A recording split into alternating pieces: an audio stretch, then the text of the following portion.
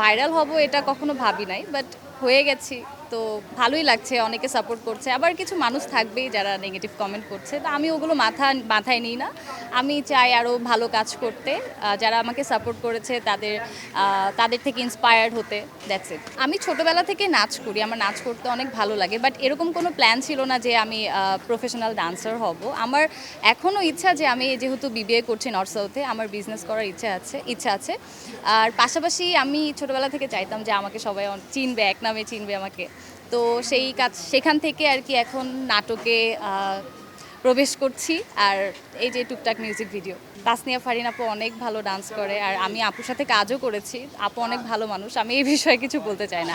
আপুর মতো ডান্স করে, আমি আমার মতো ডান্স করি। হয়তোবা আমার এনার্জি লেভেলটা একটু বেশি, এই জন্য হয়তোবা আমি একটু হাইলাইট হচ্ছি। এটা অ্যাকচুয়ালি পারিবারিক শিক্ষার খুব দরকার, মানে ছোটোবেলা থেকে মানুষকে যেভাবে বড় করা হয় তাদের মধ্যে সেই শিক্ষাটাই গ্রো আপ করে। সো যারা এই টাইপ কালচারাল মাইন্ড থেকে আসছে, বিলং করে যে মানুষকে বুলি করব বা হিউমিলিয়েট করব, আমি ওদেরকে কখনোই সাপোর্ট করি না। আর একটা মানুষ মারা গেছে, তারপরেও তাকে নিয়ে এত সমালোচনা, আমি এটা কখনোই সাপোর্ট করি না। এগুলো করা থেকে আমি দর্শকদেরকে বলবো বিরত থাকেন, এটা ঠিক না আসলে। ইন্তু ভাইয়ের সাথে এটা আমার প্রথম কাজ, কিন্তু মানে কাজ করতে এসে মনে হচ্ছে না যে এটা আমাদের ফার্স্ট কাজ।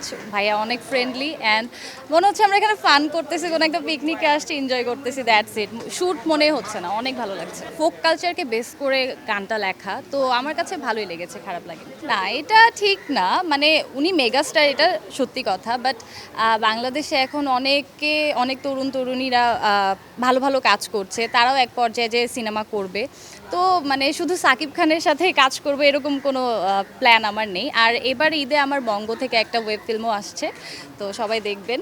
এখন নাম না বলি, ভাইয়া অবশ্যই আরও অনেক ভালো কাজ করবে। আর একটা মানুষ কেমন দেখতে এটা নিয়ে আমি কথা বলতে চাচ্ছি না। হ্যাঁ, অবশ্যই তার বয়স হয়েছে, কিন্তু বয়সের তুলনায় তাকে দেখতে অনেক ইয়াং লাগে, এটা আমরা সবাই মানি। এখন এটা কি করে হয়েছে সেটা আমি জানি না। অবশ্যই এটা থাকা উচিত, কারণ ভেঙে পড়া যাবে না। কোনো কাজ ভালো হতে পারে, কোনো কাজ খারাপ হতে পারে। যদি খারাপ হয়, সেখান থেকে শিখে আরও ভালো কাজ করতে হবে, এটা আমিও বিশ্বাস করি। আমি এটা সবাইকে সাজেস্ট করব যে কোনো কিছু খারাপ হলে সেখান থেকে ভেঙে পড়া যাবে না, সেখান থেকে আরও শিখতে হবে, নিজেকে আরও স্ট্রংভাবে বিল্ড করতে হবে, অ্যান্ড আরও ভালো কাজ মানুষকে দিতে হবে।